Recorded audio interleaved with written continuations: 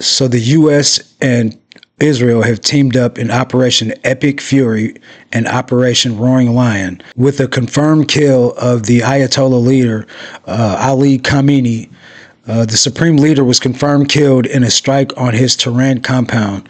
There are plenty of people that are against this, and there's plenty of people that are for this. Now, me being a U.S. citizen and a Christian, so I support Israel, I support my country, and I am 100% for what Trump is doing. So I went into the gas station. I guess this was Saturday afternoon after my wife and I went shopping. And the cashier at the gas station was like, "Man, we're going to war." And I hadn't even heard about the strikes at that point in time. I actually went outside to the car and I instantly got on YouTube and started checking it out. But he said, "Man, we're going to war. I'm worried I can't fly. I'm worried I can't do this. And it's all because of that goddamn Trump and blah, blah, blah." And immediately when he said that, I knew he was a Democrat. And also immediately when he said that, I knew that he didn't support the president. So me being conservative, 100% no concern at all. You know, I mean, yes, it's unfortunate this is happening, but I 100% back what Trump is doing. And I knew that we were positioning ourselves way before this because of all the troops and all the Navy that we were sending over there. We were positioning ourselves for this before this even happened. And I 100% trust our Army, our armed forces, our naval forces. There's no concern over here on my end. But what I want to focus on are the people that are celebrating this. Check this out. This is Israel and Iran, and they're celebrating in the streets. This is amazing. All across the world, Australia, Canada, Britain, Switzerland, Germany, France, they're celebrating out in the streets. Now, on the other end of the spectrum, they do have plenty of people that are protesting this. You're not going to be able to have just one side of the dynamic. So there are people that don't support what's going on right now. Iranian women are celebrating. Liberal women are protesting. What happened to women's rights? They're finally free, and liberal women are furious. You cannot make this up. These women are celebrating in the streets. They're finally free.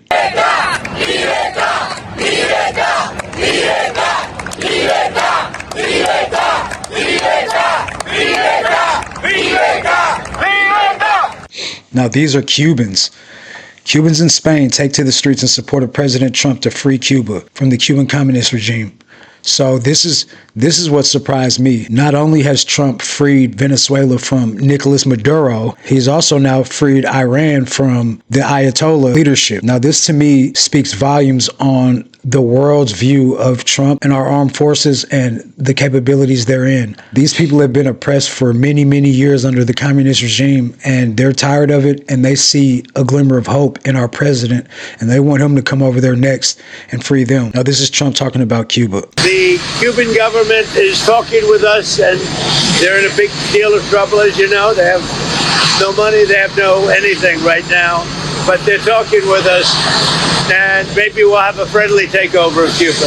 We could very well end up having a friendly takeover of Cuba. We've had a lot of years of dealing with Cuba. I've been hearing about Cuba since I'm a little boy, but they're in big trouble, and we could very well, something good, I think very positive for the people that were expelled or worse from Cuba that live here. You know, we have people living here that want to go back to Cuba.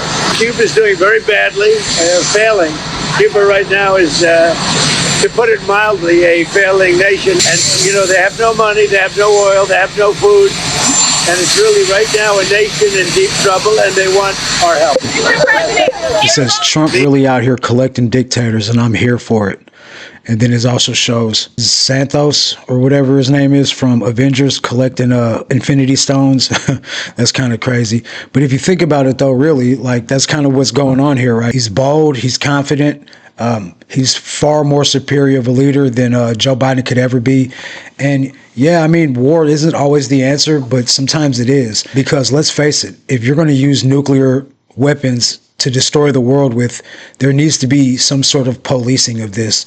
And if U.S. has to put themselves in the position of authority to police this sort of behavior, then I'm all for it. This man won't be stopped. There have been countless assassinations attempts on him. You just can't take him out. He's a man that takes action, and that's something I can get behind, and that's something that I can respect. I don't know if I'll get a copyright strike by playing this, so we'll see what happens. Of dictators in Venezuela and Iran, thanks to President Trump. And now Cubans are begging President Trump to liberate them too. I'm just going to pause it right here, but you get the gist.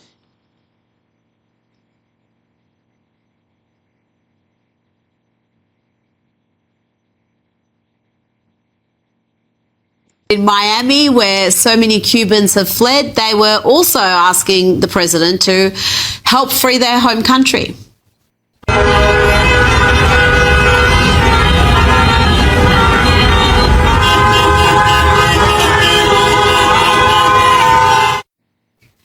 Army, they've got signs saying Cuba next. To me, this just screams that the world can see the ability behind Trump and the U.S. And I'm just glad to be a part of this country. I could have born anywhere else, and instead I was born in a country that's free. I'm literally sitting here drinking double shot iced espresso in my kitchen right now, making a YouTube video. Have an iPhone. I got a laptop. 3-bedroom house, all the amenities, super modern, beautiful front yard, plenty of trees around out in the country. And I have more than I deserve, and I'm truly blessed. I thank the Lord for blessing my family and I. I think we can forget that other countries don't have what we have. And here's a reminder right here. Check this clip out. This deal that Donald Trump has made to the Cubans, before you liberals start, let me remind you that you do not live outside of the United States. Therefore, keep your mouth shut because you speak about things you have no experience of. I'm sure that all the Cubans that are in Miami or anywhere around the world would love to take any deal. Any deal. They haven't seen a deal in decades. They'll take anything than whatever they have currently now in Cuba. And I'm sure all the Cubans would love to go back to their country. Their country is really beautiful. I've been there. But you know what's not there? Essential things. Did you know that in the early 2000s, there wasn't even toilet paper? I had to wash my butt with soap and water, hand soap and water basically in my butthole because there is no toilet paper. Do you know how much the toothpaste is there?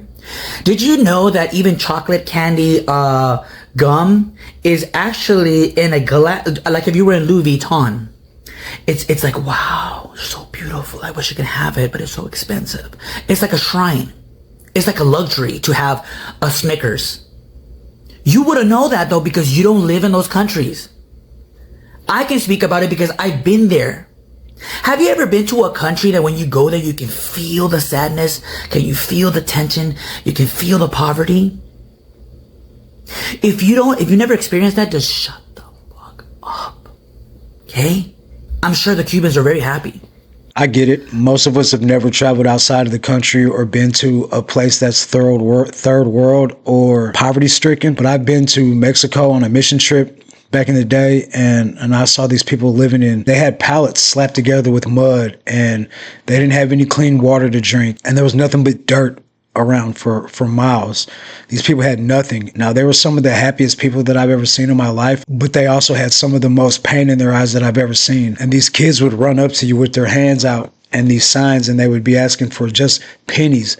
They were asking for any sort of help that they can get. And I remember that to this day. That was back when I was 17. It was a long time ago. I just remember the pain that they were going through, also the joy that they had. I don't know what it's like to be in Cuba, and I don't know the oppression that they're going through over there, but I can only imagine that this whole Iranian situation gives them a glimmer of hope. And who knows what could happen next. Maybe there's a chance that we go over there too. Either way, I support Trump. No matter what he's going to do, I'm there. I voted for this man, and that's just what it is. I hope this video finds you guys well. Hope everybody's having a good day. I'll catch you guys on the next one. This is The American Condition. God bless.